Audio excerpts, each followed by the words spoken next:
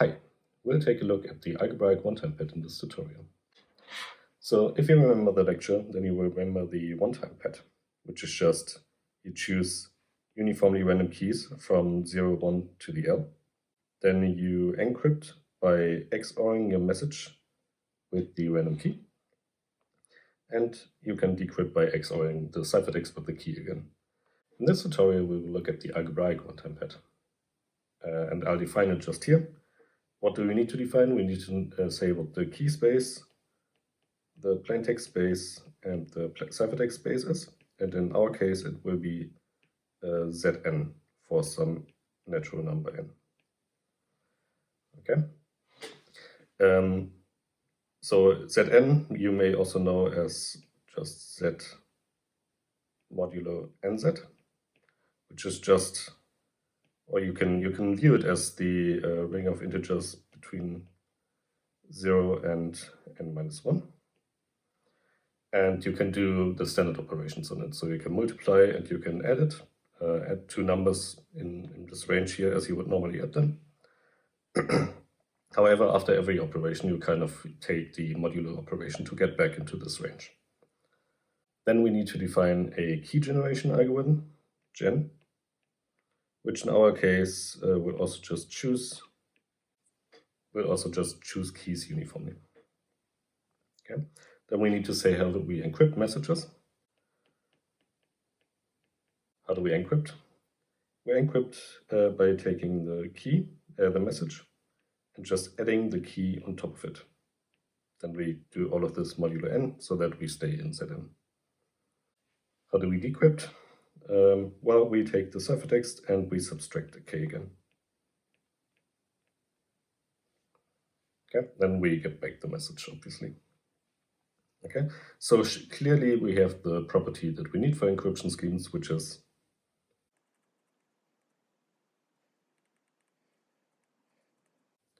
clearly true because, well, the encryption of k, the encryption of m is just m plus k, and then decryption with key k just subtracts k again, so this is equal to m. Good. So that's the definition of the algebraic one-time pad.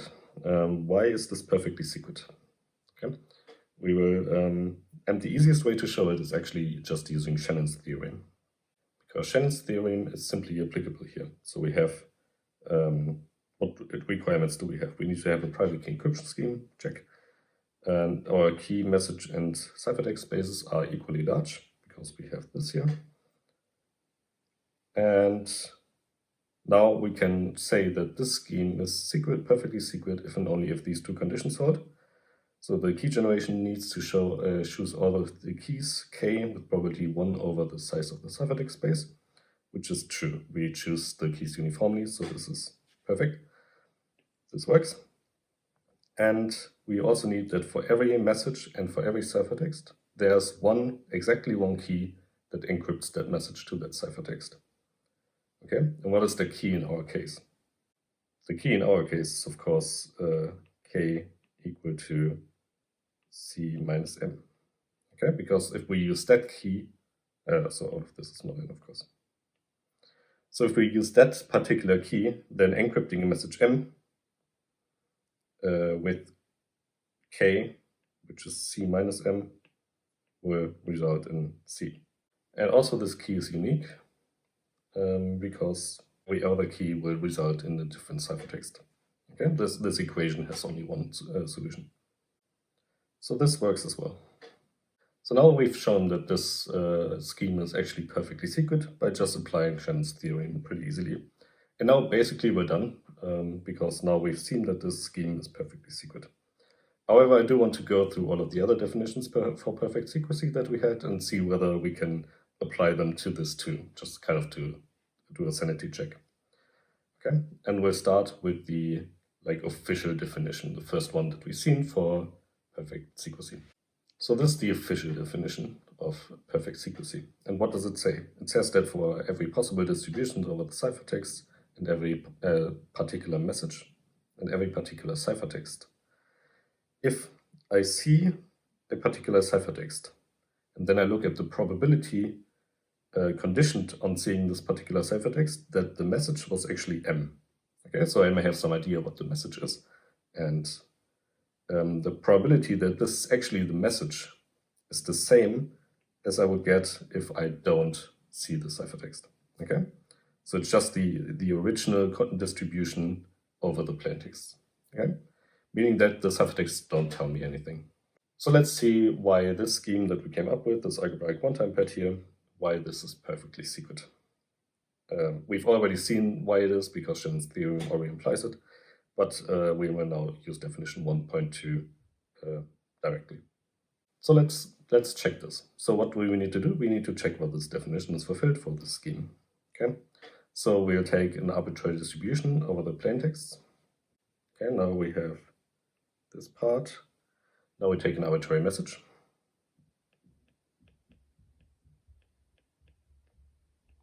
So that we have this part.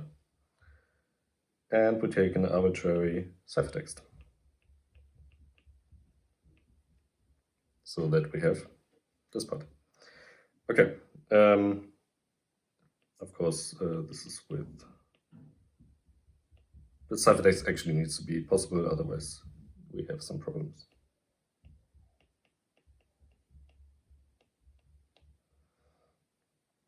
Okay, so now we just check the equation. Okay, we'll start by just applying the definition of conditional probability.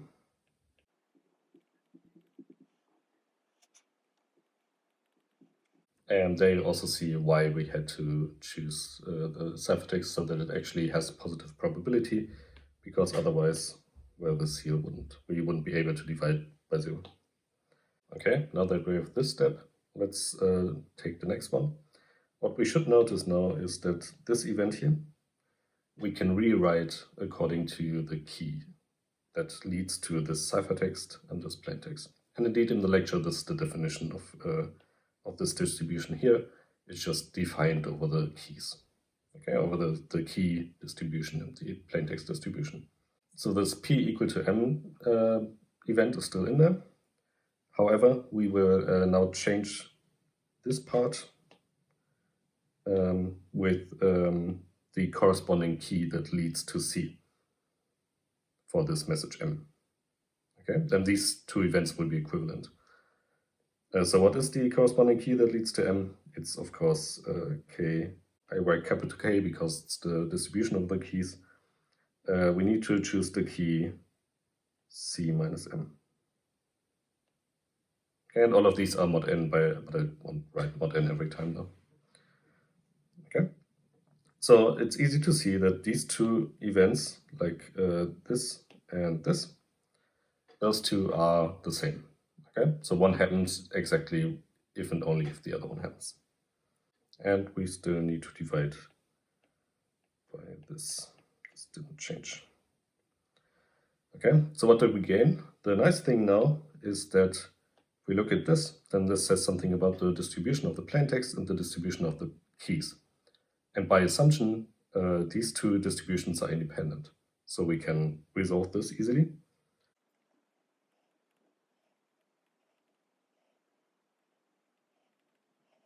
Okay, we just applied the fact that those two events are independent. So we can just multiply the probabilities. Okay, and now my claim is that this probability here is just 1 over n, and that this probability here is also just 1 over n. Okay, and then the nice thing will be that these two terms will just cancel out, and we will have the theorem that we wanted to prove. Okay, why should that be the case?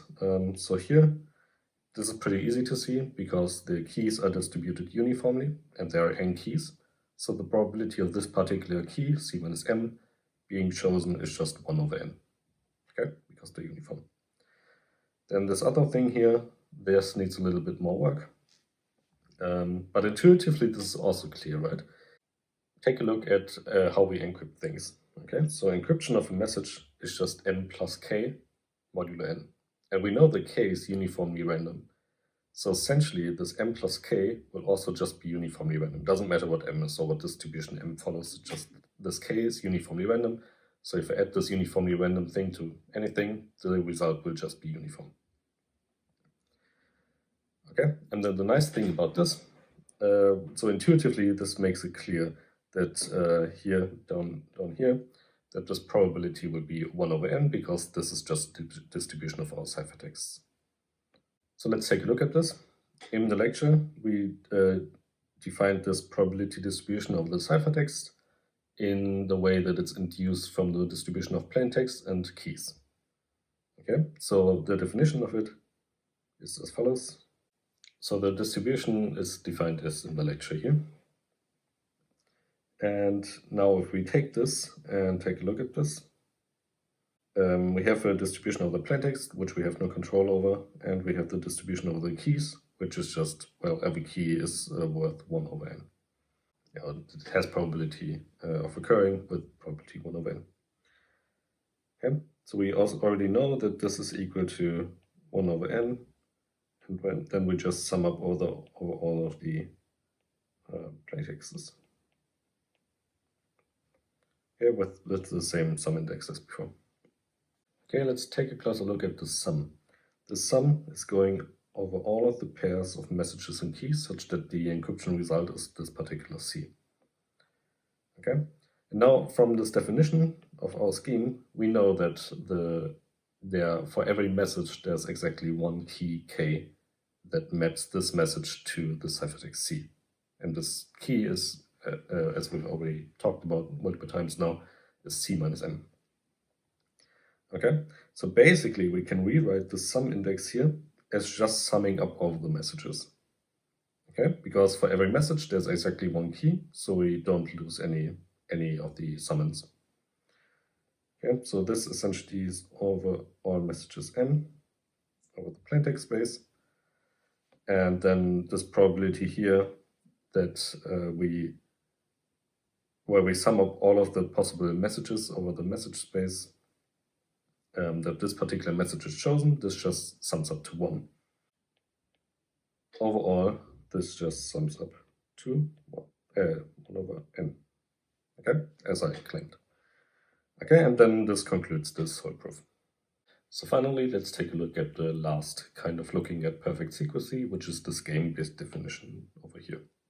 And basically the theorem that we had in the lecture said that a scheme is perfectly secret if and only if for any adversary A that goes through this game, the probability of it winning is just 1/2 exactly.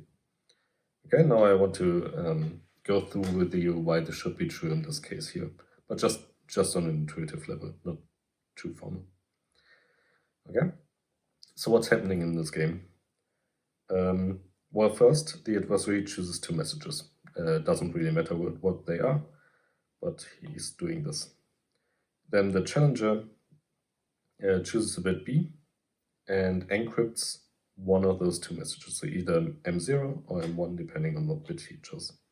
Then the adversary will get that particular ciphertext C, and he needs to output a bit B prime, which is his guess. And essentially he will win if B is equal to B prime, so if his guess was correct. Okay, so what we need to look at is this B prime that the adversary sends here. How well will he be able to guess what message we chose? And the main insight is that this ciphertext here that the adversary sees, this is basically just uniform in Zn, because he never saw the key. The key is just hidden here, chosen by the challenger, and the adversary doesn't get to see it. And so if he encrypts this here, it doesn't really matter what message he encrypts, because of what we talked about before. If he just computes m plus k mod n, no matter what m is, the result will always just be uniform. Okay, so in particular, or more importantly, I guess, this is independent of the bit B that we choose. So it doesn't matter what message it is, it's just uniform distribution to C. And so the only thing that the adversary can base his guess B prime on is just this uniformly random value that's independent of B. So his B prime, the result of his computation, which also then doesn't depend on B, is also independent of B. So what we can easily see then is that the probability of B equaling B prime, that is just 1/2. Okay? Because B is a uniformly random bit. B prime is independent of B, so probability of B being this particular bit B prime, whether it's 0 or 1, is just 1/2. Okay, and then this already kind of concludes the idea of why in this game also this encryption scheme shows it's perfectly secret. Okay, that's it. Thanks for watching this tutorial, I guess. We'll see each other in the next one.